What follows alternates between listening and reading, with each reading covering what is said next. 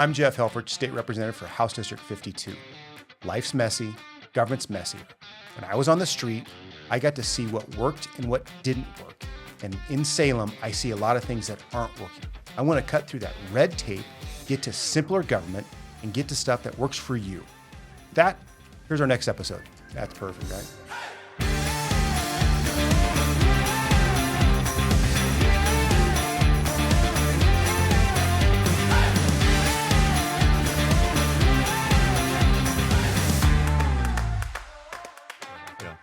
Hey, Kevin, I want to say thank you for coming out. I know it was a drive to get out here from Washington County and the traffic and everything. I-5 is not fun, and I know 26 isn't either. It's a traffic jam. But again, thank you for coming out, coming to Salem, being at the Capitol, but also just being on the Back to Basics podcast. And it's a big thing for me let's just get back to basics with government. And so with that, thanks again for coming out. I appreciate it. Hey, I'm happy to be here, Jeff. Thanks for the invitation and really happy to be on the show. Yeah, appreciate that. All right, so I usually do the bio, and I want to make sure I get it right, so I'm going to read from my iPad right here. So as we know, I'm joined by Kevin Barton. He's the Washington County District Attorney. He was raised in Washington County, graduated from Jesuit High School, went to Gonzaga University, and then on to Notre Dame Law School. He's a former child abuse prosecutor. He's served as the DA since 2018, leading an office of over 140 employees. He lives in the county with his wife and 3 kids. And under his leadership, Washington County remains one of Oregon's safest large counties. Kevin, what's kept Washington County's crime rate 30% below the state average, all while you rolled out smart reforms like Veterans Treatment Courts, Cold Case Unit, and let's talk about that, how that's been a public safety focus, inspired solutions across Oregon, because I need to get, as a leader, I'm just not the representative for House District 52, but I represent all of Oregon, and I want to make sure we get good ideas and how do I push those forward. So why don't you dive into that? Yeah, thanks, Jeff. We're lucky in Washington County. I mean, we have a lot of the same challenges that people across Oregon are facing and communities across Oregon are facing. But one thing that we really have to our advantage in Washington County is I get to work with a lot of really good leaders. And there's great leaders throughout the state, but I'm going to brag for a minute just about the people I get to work with. Once a month, I meet with all the police chiefs throughout Washington County and our sheriff and myself, and we sit down for lunch every month and we talk about the issues that we're facing. And the unique thing about Washington County is we've got some large cities like Hillsborough and Beaverton. Mm-hmm. We've got smaller ones too, like Forest Grove and King City, and medium ones, Tiger, Tualatin, Sherwood, et cetera. And so really bringing all of those police chiefs together and all the communities together help us tackle some of these pretty big issues that we're struggling with, just like the rest of the state is, whether it's drug addiction or mental health issues, or simply just prosecuting crime. And the volume of crime that we've been seeing here over the last several years has increased. And we've seen crime, homegrown crime in our own community, our residents committing crime, but we've also seen a lot of crime coming in from outside of Washington County, right. In particular Portland, but not just Portland, where it comes into our community. And our businesses, our homeowners, our residents are really struggling with how to address that. So working together with a lot of these great leaders that we have and great police agencies and just other dedicated public servants, I think has been the secret sauce in Washington County that's really helped us move forward. Right. And I think with that said, I remember talking to at the time it was Chief Reese, and we were somewhere and we just had a conversation. And I always talked about how the police, as a former police officer, retired, when you have elected officials, whether the mayor, city council, whatever it is, and you have a agency or a department that can take somebody's civil liberties away from them, and you can place handcuffs on somebody, seize their property, seize their cash, their car, put them in jail, and they won't know what those charges are until 72 hours, technically 72 hours. And I always said my concern was social engineering in the mayors or whoever the police commissioner is, like we'd say police commissioner, using that authority to socially engineer or make change in policy and try to make public behavior change with the police force. And not that it happened in Portland in the sense of they used the law enforcement to go out and rule and overload over everybody. But what happened was they pulled the law enforcement back to keep them from doing their job and lost that mission. And talk about what you saw with the riots downtown and back in 2020 with COVID and all that, kind of what you saw of that, of maybe if we would have just taken a moment in time and goes, no, you have to enforce the law. That's what Yeah. it means, right? Well, if I can go back even a little bit further to 2018, and I'll tell you why. When I first ran for DA, it was in 2018, the first elected position I held. Yeah. And the joke I always tell is, the only other thing I had run for in my life was junior class vice president in high school. And that other election didn't go very well. So I didn't have a great track record going into it. Yeah. But I ran just as a career prosecutor. And I ran not as a Democrat, not as a Republican, as an unaffiliated, non-political person, Right. which is really important, I think, for the work that we do in the criminal justice system in general, in the DA's office in particular. So you're absolutely right that there are plenty of examples around the nation and even here in Oregon where we've seen what I'm going to say is the politicization of criminal justice, the politicization of what happens in a courthouse, in a DA's office, or in a police agency. And that's something we have to always be vigilant to protect against. So when I ran for DA, I found myself running against someone who billed himself as Democrat for DA. What does that even mean?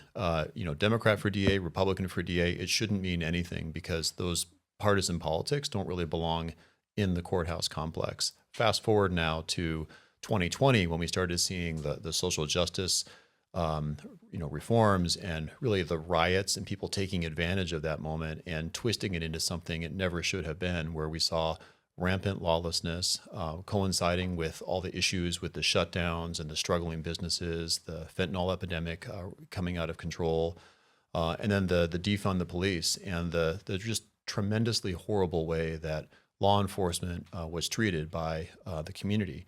And I think we're still dealing with the reverberations and after effects of that even today, even in communities like Washington County that have always been supportive of law enforcement. Yeah. I think that's a big key to that. And I think that rolls into our next thing where we talk about the Washington County is the second most populated county in the state of Oregon. And the crime rate has been kept 30% below the rest of the state average and around the metro area. How have you kept the crime rate low, or what do you think has been the crime rate has kept it low with the rising metro crime rate? And, talk about your cold case unit that you created and the Family Peace Center also. Yeah. So to me, there's one word that I would use to describe what we try and do, not just in the DA's office, but in our Washington County approach, and it's balance. And what I mean by that is there absolutely needs to be a hammer that the DA and law enforcement needs to swing at some of the worst criminals that we're dealing with, the violent criminals, the sexual predators, the repeat property offenders, people that are preying on our community, whether it's committing violent crimes or repeat property crimes that are really damaging the economic vitality and viability of our community. And that's when really we need to prosecute and people need to be punished and they need to go to jail or to prison. And sometimes that message gets lost. At the same time, when I talk about balance, we also have to find a way to ensure that we're addressing some of the root causes of some of the crime that we see. So we're dealing with more and more mental health issues this day and age, more and more drug addiction issues, and more of those two things coinciding. In fact, there's a phrase that I learned not long ago called behavioral health issues, which is the prevalence of both of those things at the same time, substance abuse issues and mental health issues all at once.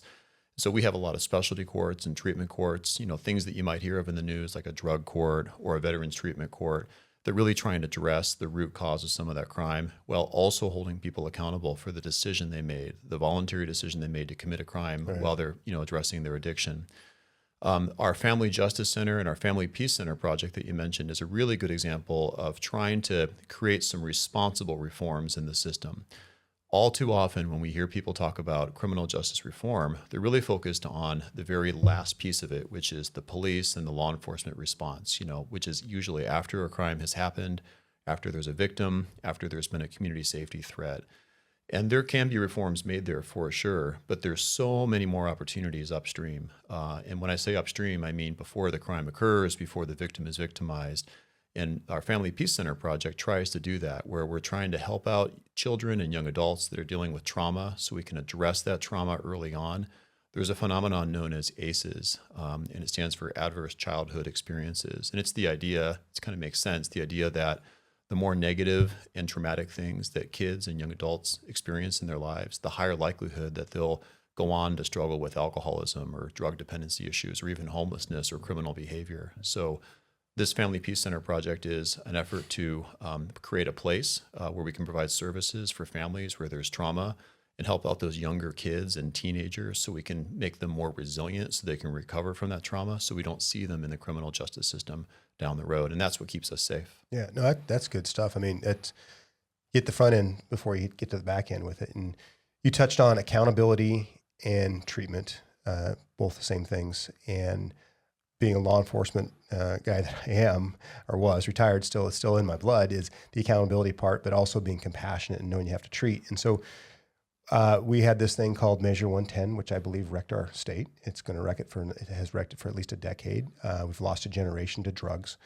And I pushed when I was House leader, and I really pushed in and used you as a resource and a lot of other things. When we put our bill out, what we thought was the best bill possible, it wasn't just repeal, but it was recriminalize, have that accountability portion, but also make sure the counties got the money they needed for deflection and those services that they needed.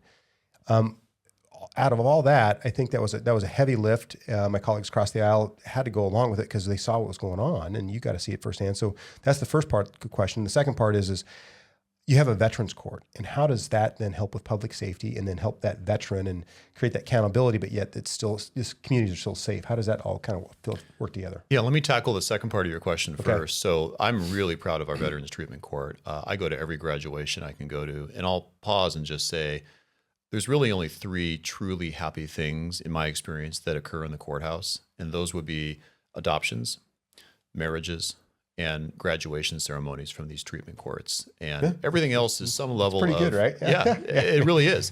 Everything else is some level of negativity. You know, trust me, I'm happy when we get a guilty verdict, but it's not a joyous occasion like an adoption, graduation, or a marriage might be.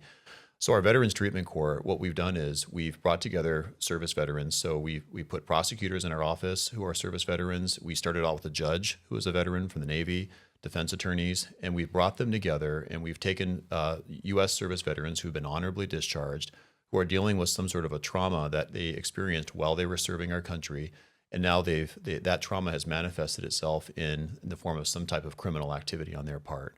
Now, obviously, we're selective about the types of cases we pick and the types of defendants that we pick, but we're looking for people where essentially through their service to our country, they experienced a harm, and there's an opportunity now that we can help them get back and become full-fledged members of our community.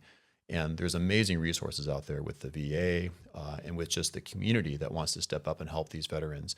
So we've seen case after case where nothing else has worked, and we put them in our specialty court program with intense supervision and accountability at the same time. So they don't get off easy. They're held to really account, and then they graduate and they do well. And the key for that specialty court and every other one that we have is we measure it with a phenomenon known as recidivism. In other words, are these graduates, are they out there committing more crimes or not? And you want your recidivism numbers to be low. You don't want people to recidivate. You don't want them out there being arrested or committing new crimes. And our recidivism numbers for that specialty court, along with so many of our other ones, is so much better than if we had handled it in the more traditional, just simply prosecute the crime approach. So very, very proud of that work. Now, as it relates to your first part of your question, the Measure 110 issue, I'll tell you, I remember when 110 was being debated, and my initial thought was, no way will Oregon voters vote for this. I thought, this is not going to happen. And when it passed, I thought, oh man, how could I be so wrong? I had one of those moments where I thought, am I out to lunch? Did I miss it that badly? And it kind of gave me pause, actually, to be honest, because it passed overwhelmingly. I think if you look at the measure, though, the first couple of sentences was about reform and money and all that, but nobody knew what reclassification of certain possession crimes meant. Nobody knew what that meant. I did, but nobody else did. Well, what I realized quickly is most people don't actually read the entire ballot measure they're voting for. They read the title, and they might read the summary. They might see who's recommending it, who's not. The title of, I think it was something like the Treatment and Rehabilitation Act. I mean, or Treatment and Recovery Act. Who wouldn't vote for treatment and recovery? I would. Most of my neighbors did. Most of my friends did. Mm-hmm. What we quickly learned is it very much wasn't about treatment and recovery, and it should have been called the Decriminalization Act, and that's really what it did. Right. So what I had a chance to do is get together with a group of people about a year ago where we were able to come forward with a possible ballot measure to undo the harm from Measure 110. Max Williams Group. Yep. That's right, the Max Williams Group. And it was a great experience because it showed that it created a leverage so that the legislature was motivated to address this issue. And I'm really happy with what the legislature ended up doing. people ask me sometimes, what do you think about House Bill 4002, the law that was passed? And what I always say is, it's about 85% of what I would do if I had a magic wand, but it's 1,000% better than the law that existed that we replaced. And it's really allowed us to take a step forward. It's not simply returning us to the way things were in 2019 before Measure 110 passed. Right. If you and I were having this podcast back in 2019, and if you had asked me at that point in time, hey, Kevin, what do you think about Oregon's current approach to drug addiction in the criminal justice process? I would tell you, it's not that great because it wasn't that great in 2019. There was a lot of room for improvement. Right. There always is, right? There always is. We have to be striving for that next better. And I think that's where we are now. I think this is a positive step forward. I think that there's still a lot of room for improvement right now. Drug deflection shows a lot of promise where we can give people an opportunity to get treatment without putting them 100% into the criminal justice process. We kind of dip their toes in there. And we say, hey, if you don't do this, then you will be prosecuted. So we're still using a carrot and stick approach, but we're not putting them all the way in the process if they don't need to be. If they don't engage in treatment, then we put them in there. So it still has that level of accountability, but we're already seeing positive results on the streets. Yeah. Going back and being part of those negotiations, I know some people tried to take credit for being in the room, and I helped negotiate this. Maybe it was actually the former DA of Multnomah County. And I'm like, I don't recall him being in the room and having that conversation, at least when I was in there with the Speaker of the House at the time, Dan Rayfield. And it was very robust conversations. And when we came up with the unclassified misdemeanor, drug enforcement misdemeanor and all that, which is still a Class A misdemeanor, but there was people on the other side of the aisle that, well, we can't have a Class A misdemeanor. All right, we'll call it the drug enforcement misdemeanor. It's the same thing. But I think if I had to do it all over again, or if I had a way to lean into it more, I would have really pushed. We tried, but we couldn't get there.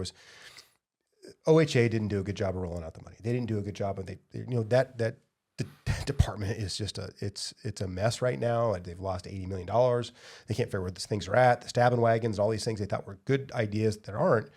But if we were to get a direct funding sources to the counties, I think that then would help, because at that local level, you understand, the leaders at the local level understand what help you need, because it's different than the Dalles, and it's different in Washington County or Wasco County or Hood River County. And so, you have more resources in Washington County where I'm at. In my district in 52, they have joint resources when Hood River and Wasco County are together, and they combine those resources, like Norcor, where the jail is at and stuff. But same thing with the resolution center that they have out there. And so, if you had direct funding to that, do you think that would help improve outcomes? I do. I think more funding is certainly helpful. And, going back to the point you were making about so many people want to take credit for the success, I think that's a great thing. There's an expression a friend of mine told me, which is success has 1,000 fathers and failure is an orphan. I love that, because the more people that want to say, hey, I did that, or take credit for it, even if they didn't really, good. That means people are invested and want to see this succeed. And so I say that's a good thing. On the resources issue, Washington County is interesting to kind of bring it back to that. We are a wealthy county by a lot of measures. Nike, Intel, Columbia, so many businesses, and just even the homes and the people that live in our county. Well, you have a tremendous tax base, right? At the same time, our county government struggles because our permanent rate for our property taxes is one of the lowest rates in the metro area. In fact, the lowest rate in the metro area, which is perhaps why so many people enjoy living in Washington County. And so we have this two things true at the same time: a county that is perceived to be, and by many measures is, well off and wealthy, and then at the same time a county tax base that doesn't really provide everything that the tax base in with the permanent rate that Multnomah or Clackamas County provides. So we struggle with that, which means the more resources we can get from the state to fund these important programs like deflection, the more we can do with that. We got to get more money. I understand it. There's people are tired of paying more taxes, so that they put the cap on that. And so there's got to be, you have to figure out how we get you guys the money you need. With your success in Washington County and my back to basics approach and trying to these back to basics, we have to have accountability, safe streets. We have to have take care of the victim, but also the accountability portion of that. What's a takeaway that you could give me I could talk to other leaders, not just in my caucus or within that the cement building out there that's called the Capitol, just around the state as I talk to them, how to get back to the basics and get good services when it comes to that public safety side of the house? Well, you know the old expression, those who don't know their history are condemned to repeat it. I think Right. that's a fancier way of saying back to basics. But the idea is that often we don't have to reinvent the wheel, but we can look to some of the measures and issues and plans that worked to these same challenges in a different era.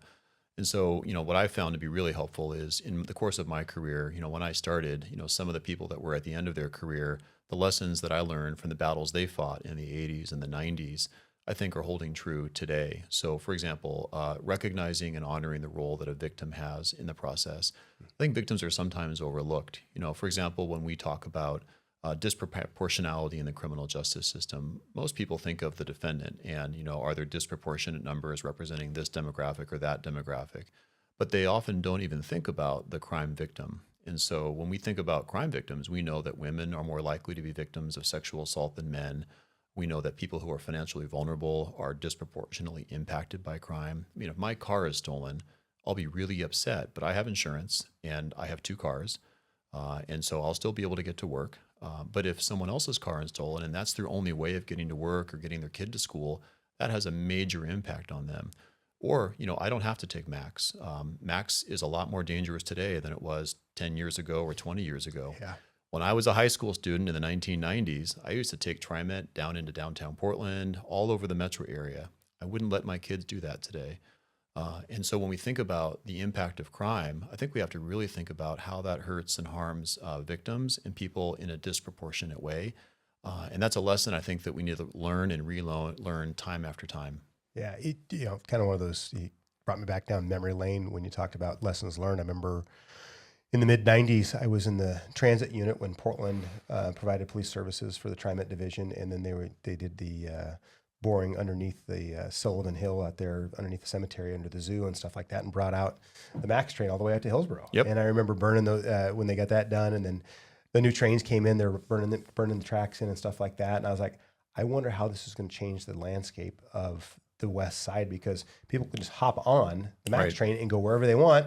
And now there's no enforcement when it comes to, or hardly any enforcement when it comes to fare evasion and things like that. And it's just kind of seemed to be a free for all. I don't know how it's tightened up since the county, Multnomah County, kind of took over the policing services for it. But do you see any spikes or declines in any with that? Well, we certainly see a lot of crime in and around TriMet and Max stations and public transit. And we've even heard from some of the drivers, the TriMet drivers and their union, who've been concerned about a workplace safety issue for them because of the increased crime that happens around that.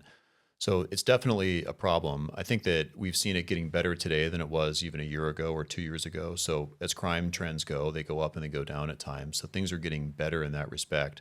We're certainly continuing to see crime coming into Washington County from Portland, but less today than we did a couple of years ago. And I'm really encouraged by the new DA in Multnomah County, Nathan Vasquez, and the dedicated team of people that he has there. I feel as though they kind of went through a dark spot in Multnomah County, and they've now come out with a really good leadership there, with a wonderful office, with dedicated people that have persevered.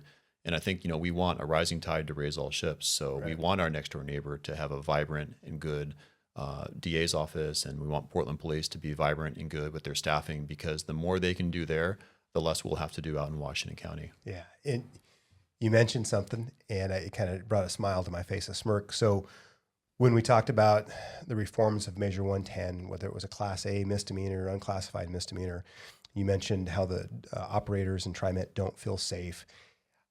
My colleagues across the aisle in the Senate put a bill forward about making drug possession on a TriMet bus a Class A misdemeanor. Right.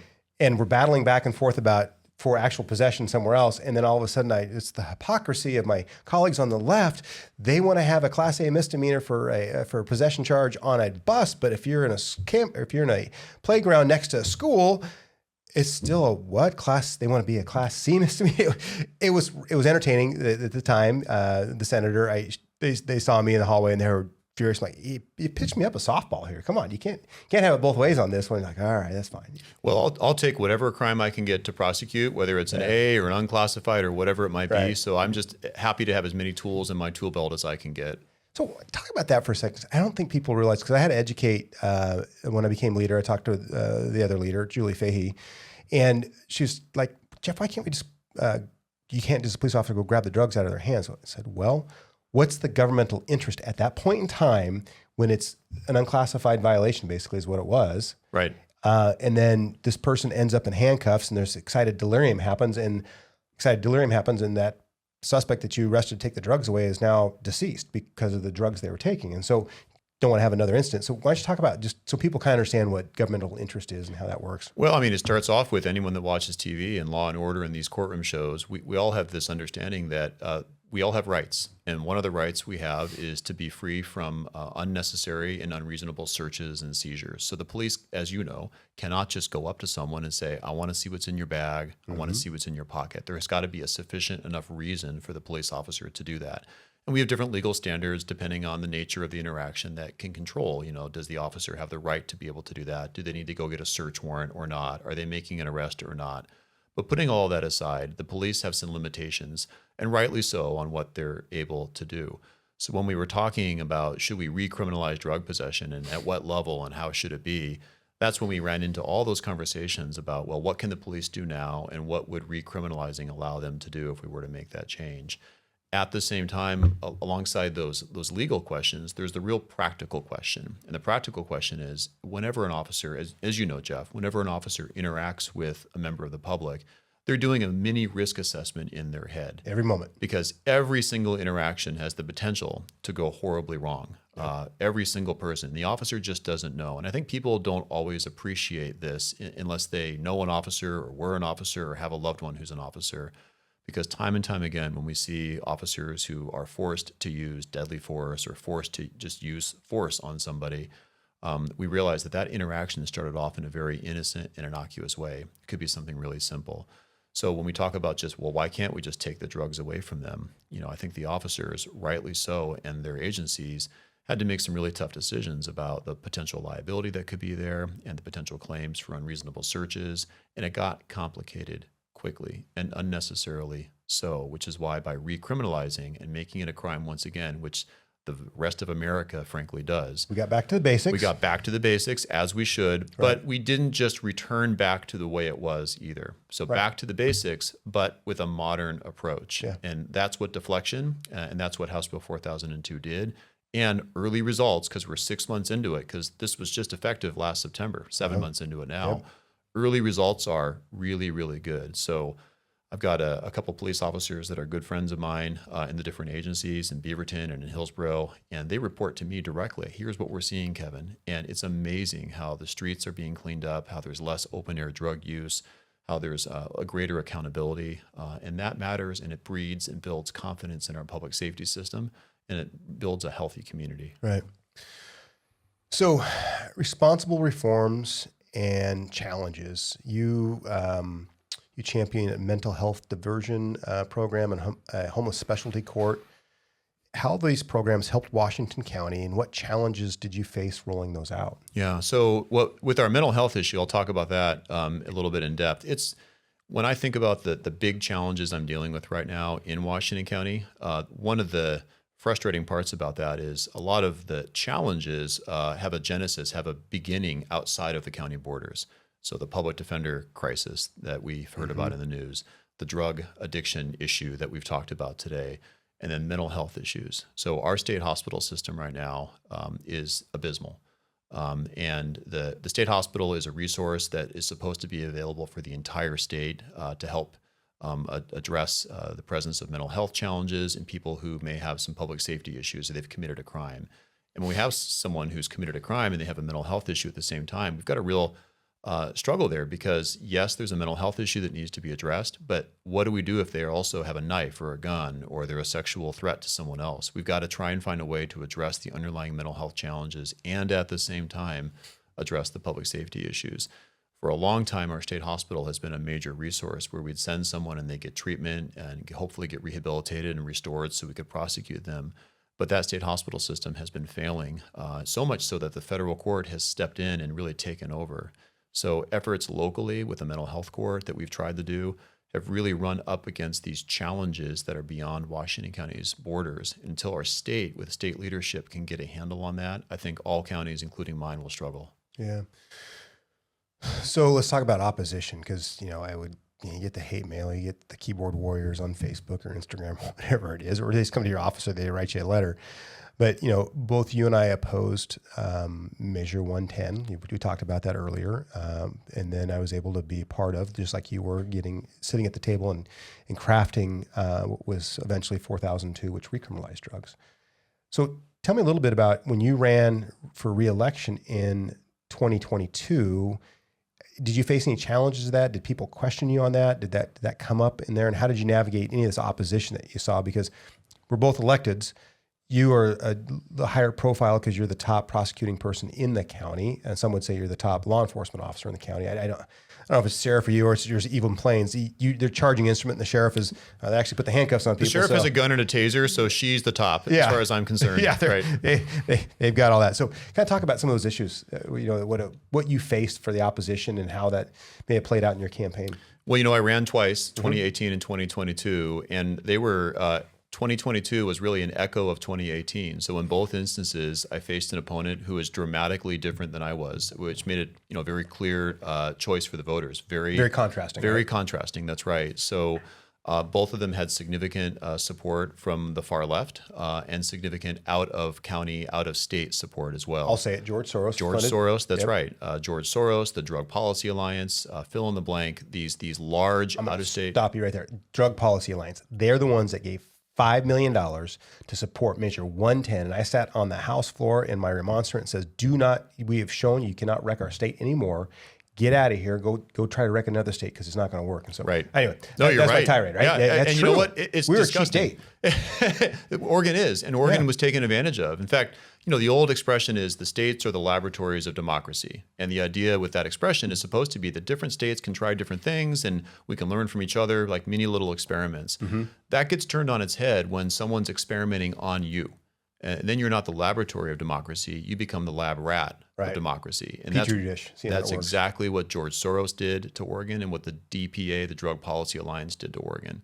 And so we have to really be vigilant and guard against that as we move forward, I think. We are a ripe target for that sort of thing because we're a state that's full of people that really want to do well. I mean, that's the thing we love about Oregon is people genuinely want to do better, and that's a good thing. But we, I think, have been taken advantage of by some of these people and organizations outside of the state. So fast forward now to my race in 2018. That's just about when we saw George Soros dumping hundreds of thousands or millions of dollars in the DA races around the nation. And I was able to fend him off with significant help from some homegrown support here. So Mr. Knight from Nike helped me out, and a number of other people in Washington County helped me out. And then in 2022, it almost was like history repeating itself once again. The challenge in 2022, I think, was we were still dealing with the defund the police hysteria that was in Portland and sweeping the nation. And it was a tough time for anyone working in law enforcement because just like I mentioned earlier in the podcast, how I had that, am I really off-base moment with Measure 110 and, how could I miss this so badly? I think a lot of us in law enforcement started thinking, does the community truly not appreciate what we're doing? And I always believed that we were doing the right thing and the community did appreciate us, but it was hard. And it was hard to see the police officers and the hard work they were doing and hard to see, just the general sentiment around us with people saying, let's defund, both explicitly by taking money away, but also what I'm going to call soft defunding. And soft defunding is the failure to make sure there's sufficient resources moving forward. So you may not explicitly take money away, but if you don't add money as the challenges grow and as the community grows, it's the same practical effect. An agency, whether it's a DA's office or a police agency, if they're not able to grow as the challenges rise to them, then the agency will eventually not be able to provide the services. So in 2022, I was worried. And I went back to the community and for re-election thinking, I'm just going to be my authentic self and this is who I am. And if that's all you can, right? If they want me, that's great. Right? And if not, then I'll go do something else. And of course, I was really happy to find out that I had won that election for re-election. And I think moving forward now, we're convincingly too. Well, I look at it and I think, gee, who didn't vote for me and why not? It kind of hurts a little bit like, gee, there's this many people. But yeah, I mean, I felt good about the win. And it's a weird process for all of your listeners. It is a really weird thing to put yourself out there and have people say all sorts of things about you. Yes, it is. Half of them, most of them aren't true. Your kids hear about it. I mean, there's TV commercials, there's just everything. And it makes you realize why a lot of good people don't run for office. Because you are putting yourself out there. I mean, the hit pieces that have been on me for the 4 cycles that I've run, it's like, my God, I was like an evil empire or something. I couldn't believe it. It really is. And, you want to shout, no, that's not true. And you want to tell everyone, no, it's this, it's that. You want your kids like, don't look at that, or do look at this. And then after a while, you kind of get a little bit tough-skinned to it. And it does remind me when I became a prosecutor way back when, and I would walk into a courtroom, you kind of have the same mentality, because when you're a prosecutor, you've got to come in there and do the right thing, what you believe to be the right thing. And you may be there, and the defendant's father or mother or family may be sitting there and may not be happy with you because you're prosecuting their son or their daughter. And moms and dads are always going to side with their sons and daughters, because that's how human beings work, right? Yep. But you've got to go in there and do the right thing, regardless of what someone may think about that in the moment. And it's the same thing when you're in a position of leadership, whether you're a state representative or a DA or any other elected official. And so being a prosecutor, I think, prepared me for that moment when I was running. Yeah, I think you hit on a lot of stuff. And I think one of the takeaways I have, that you mentioned at the courtroom and that thick skin, people always ask, well, how do you like being in the legislature, Jeff? How do you like this? Or how do you take care of the negative comments? And my reaction to them is, as a police officer, when you walked up to a car, you didn't know what the encounter was going to be. You had a series of training events that you prepared yourself for, and you always had what's the next plan. And at the end of the day, when people, how do you like it? It's like, you know what? Nobody's shooting at me. And there's no blood on the ground, and they had no dead body. Let's just have a conversation, because this hysteria, this hype around the nation, this two polar opposites, the far right, far left, and it's this back and forth. And it's easy to hate each other. It's like, how about just have a conversation, right? And that's when I was, I'd go knock on the door when I had a call at places. Like, I didn't care about your politics. I didn't care about anything that was going on other than, well, why did I get a call here? How do we fix that problem and then move it forward? Right. And just keep moving it forward and getting better at it, right? So yeah, on that topic of how polarizing things can be, I actually draw some inspiration from our jury system. So when I think about the work that our jurors do, and we have 2 types of jurors in Oregon. We've got what we call grand jurors, as you know, who will hear a case at the beginning of a case and make a decision about whether to file charges. There's a panel of 7 when we do that. And then we have a trial jury, 12 people. But in both instances, we need the jurors to agree to be able to move forward. And if you think about it, we bring in random people drawn by a computer to come in and sit in usually a windowless room, and we ask them to agree on things that they're not trained to do, that can be really complicated and sometimes even controversial and divisive.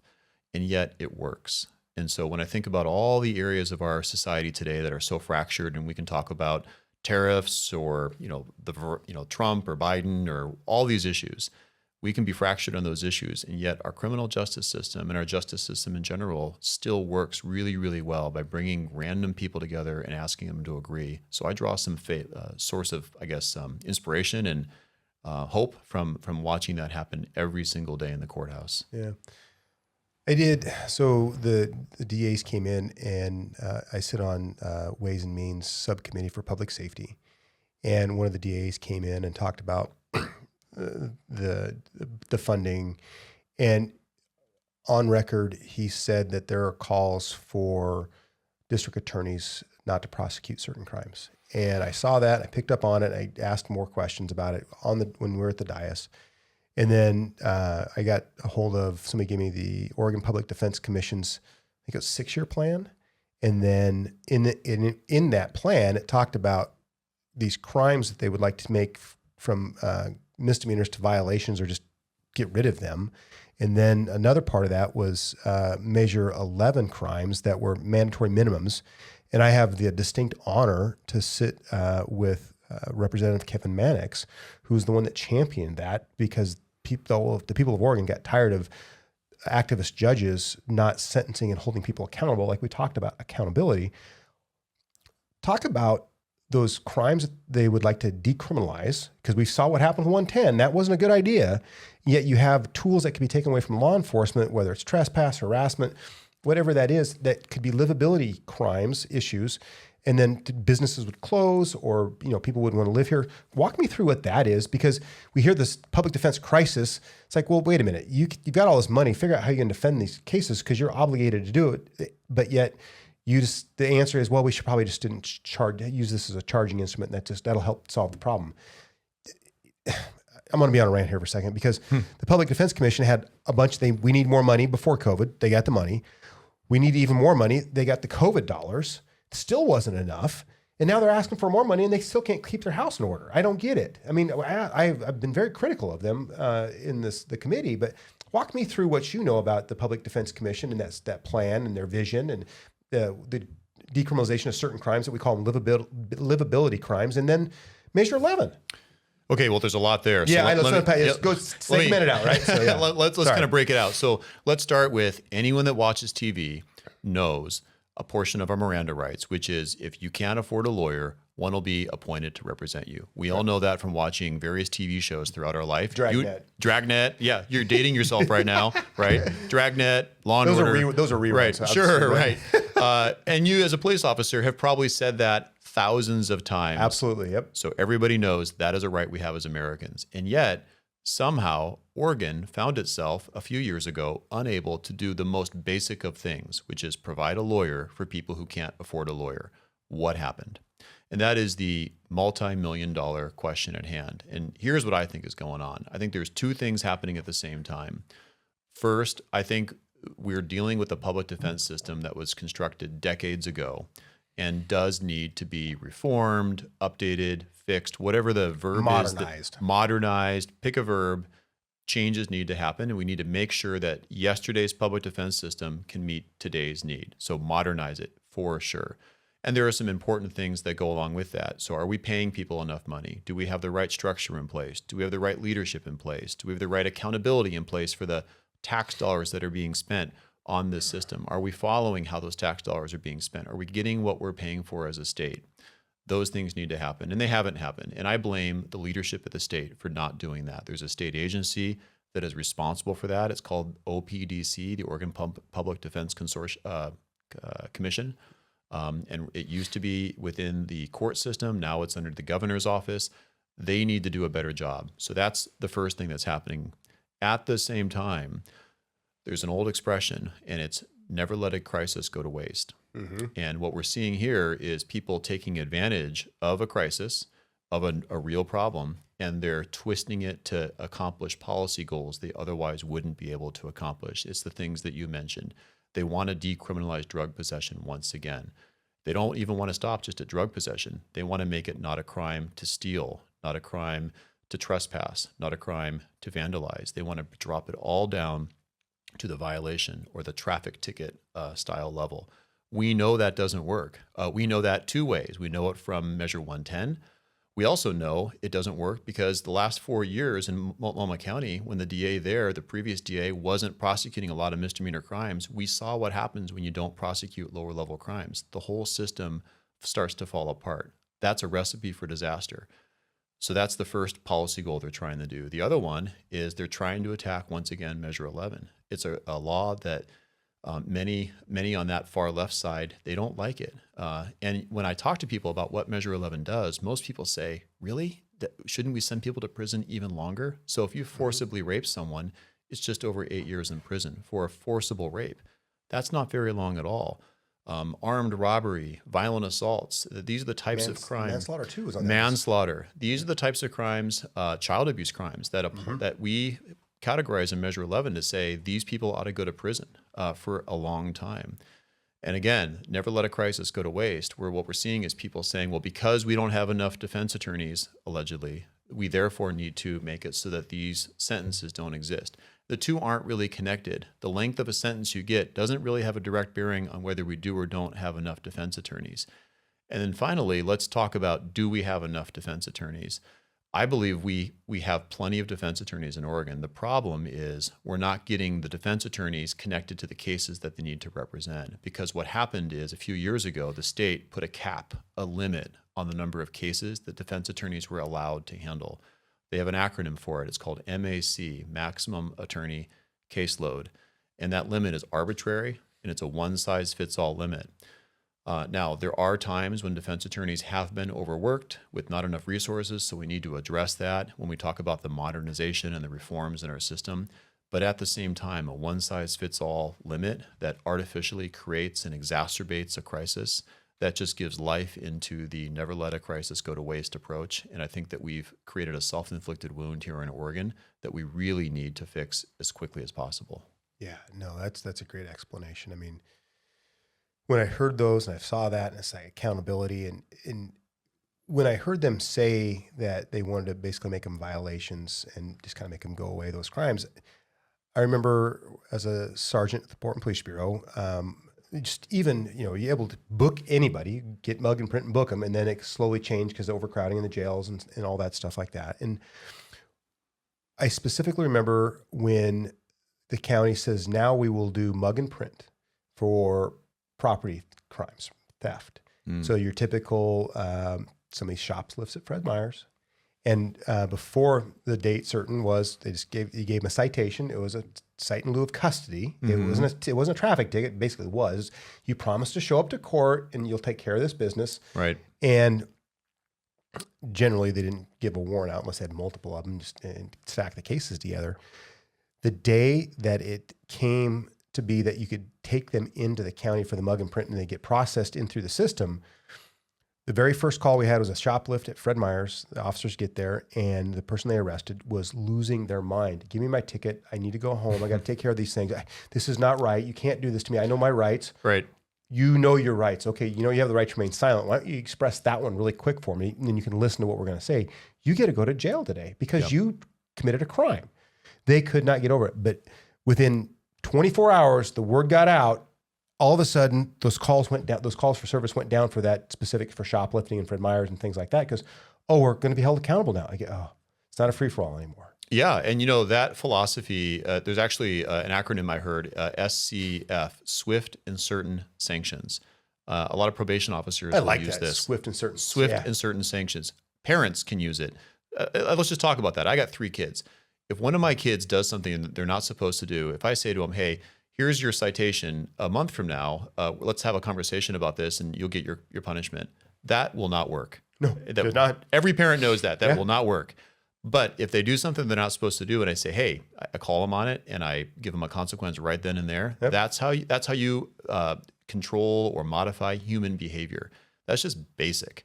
So when we talk about a system where we're giving people citations saying come back in 30 days, there's a whole lot of reasons why that's just a recipe for failure. So swift and certain sanctions is the approach. It's actually a well-studied approach that we use in the criminal justice system. And to your point, the other factor that we're dealing with when we give people citations and we don't give them that swift and certain sanctions, a lot of times they just don't show up and we can't find them again. We track that in the system. We call it a failure to appear. And let me tell you an interesting stat in Washington County. In a typical year, we get about 12,000 cases that come to us every year for prosecution. In a typical year, we have maybe about 3,000 instances throughout the entire year when people don't show up for hearings. That's not on 3,000 separate cases. Might be the same person on the same case more than one time, but about 3,000 on a typical year. Last year, we had over 11,000 failures to appear because what's happening now in our system with the jails being overcrowded, not having enough space, all the criminals know that the likelihood of actually being arrested is dramatically lower today than it was a few years ago. And part of this is a post-COVID. We never kind of figured it out coming out of COVID to get the machinery working again. But until we can get that working again and make people understand there will be swift and certain sanctions, I think we're going to continue to struggle as a state at addressing property crimes and people's feeling of safety in our communities. Yeah, I like that swift and certain sanctions. That's awesome. Let's see. I've spent 30 years here serving Oregon. I was in the Air Force and traveled the world. Great experience there. Spent 25 and a half years with the Portland Police Bureau, and those things really shaped my life and the different opportunities I had there. One, tell me your story and how did growing up in Washington County shape you for that being a prosecutor, and then your role as the district attorney. Let's hear that. Let's hear your story that way. Yeah, thanks for the non-legal question. Yeah, that's the easy softball. That's an easy one, right? Yeah. Well, I mean, it's funny because sometimes I have to confess, I sometimes wonder, how did I get here? And I guess I'll start at the end to say I didn't set out to be the DA. This was not a goal of mine. It wasn't something I said 20 years ago. This is what I want to do in my life. In fact, I went to college, decided I wanted to be a lawyer. I'm the product of my mom's an English teacher. My dad was a lawyer, is a lawyer. And so I kind of grew up around the law. And so perhaps it's not a surprise that I ended up going to law school. But I started off working for a law firm in Portland, a large law firm handling large cases. And it was interesting work. I was paid well. But I wasn't really truly fulfilled with what I wanted to do. And as much as I love the people I worked with and credit them for helping me become the lawyer that I am today in that early stage when you graduate from law school, I was drawn to being in court. And I thought, I'll go to the DA's office for a couple of years and get some trial experience and, scratch that itch. And then maybe I'll go back and make some big money in a law firm. And then I fell in love with the work that we do in the DA's office. And, 1 year became 2, 2 became 4, 4 became 8. I began working on more interesting cases. I ended up working in our child abuse unit. And I didn't even know before I became a prosecutor, there was such a thing as a child abuse prosecutor. I didn't know that was a specialty that you could have. And I really found a true calling there because you're working with the most vulnerable of victims. And the cases can be incredibly complicated and high stakes. And it all depends on the ability of a 7 or 8-year-old to testify. So it just became this really fulfilling thing that I found myself doing. And I found great satisfaction in the work that we did. And the longer I worked as a prosecutor, the less it was about, quote, putting away the bad guy, and the more it was about helping the crime victim. And that's what really made me be fulfilled and sustained. And I think if you talk to people in law enforcement over time, the people that really have been sustained by that work will tell you that it's the helping people out, the service piece of it that really drew them to it. And then when the opportunity arose to run for DA, I just believed so strongly in the mission of our office and the importance of that role and what it could do for our community that I truly felt compelled to run. And I guess I'm going to credit the many years of Catholic education I had that probably somewhere ingrained in my head this obligation to serve. Right. I don't know where that came to be or how. Maybe it was osmosis as it was just getting sunk in over time. But I really truly believe that if you've been given a lot of gifts in life, and I think I have been. I mean, I'm blessed to have come from a great family and have a million opportunities. I went to great schools growing up, had every opportunity in front of me. I think that if you have those opportunities, there is truly an obligation to give back. And I hope to be able to do that in my career. That's what I hope to continue to do as we move forward. Yeah, no, that's good. So you were elected and reelected, and you have the initiatives, the Family Peace Center. What's your vision for Washington County moving forward and keeping it one of the safest counties in the state of Oregon? Well, I think the key really is I like to focus on the crimes that go under the radar. So it's really easy to talk about the important murder cases and robbery cases, the things that are on the news tonight and tomorrow night. And if you turn on the news every night, those cases are there.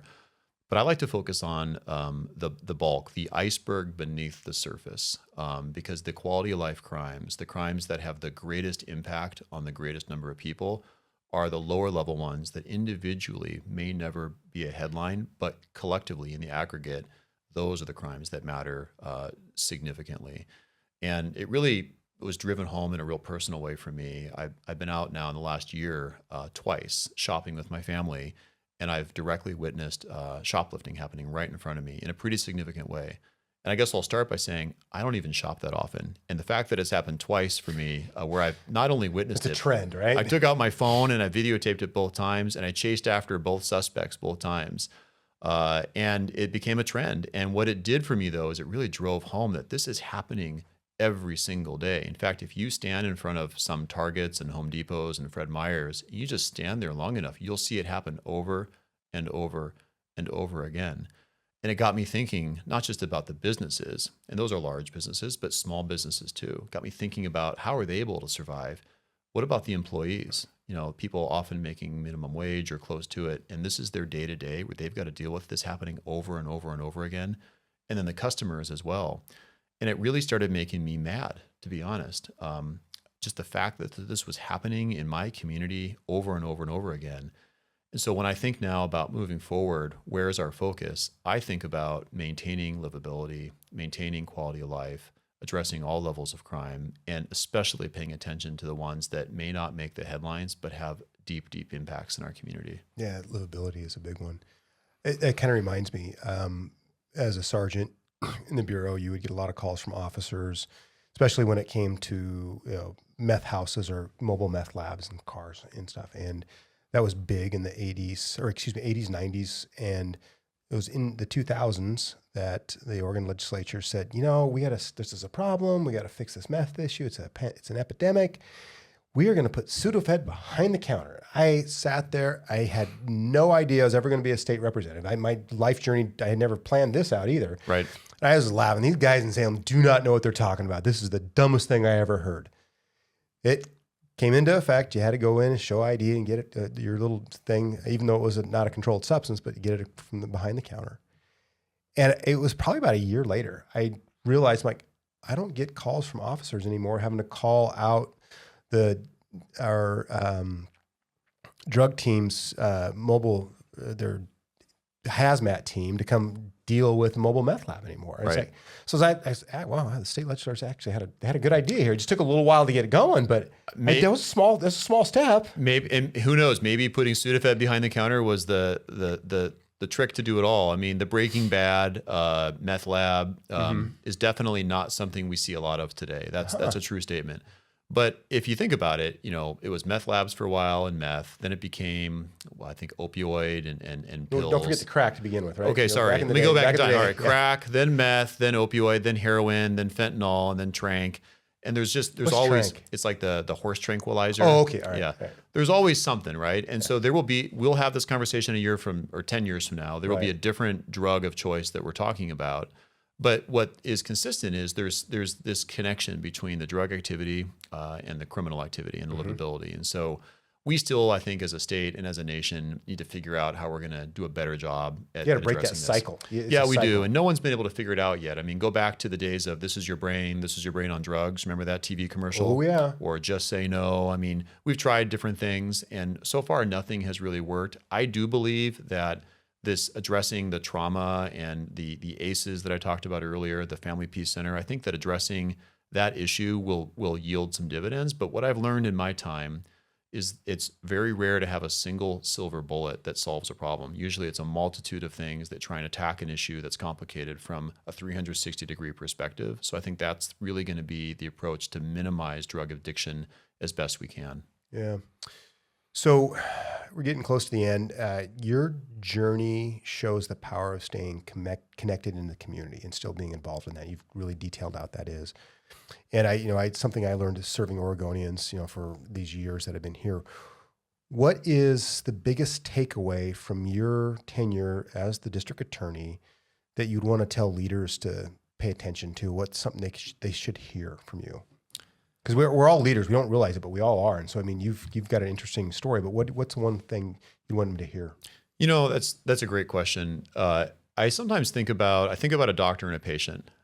So sometimes there's a certain thing the patient wants to hear, but that's not the message the doctor needs to share. And sometimes the doctor's got a truth, hey, you need to exercise more, or lay off the sweets. You're not telling the patient what they want to hear. Sometimes, and I'm not going to point to any particular leader or groups of leaders, but sometimes I think some of the leaders that we have in Oregon are focused more on the message they want to hear.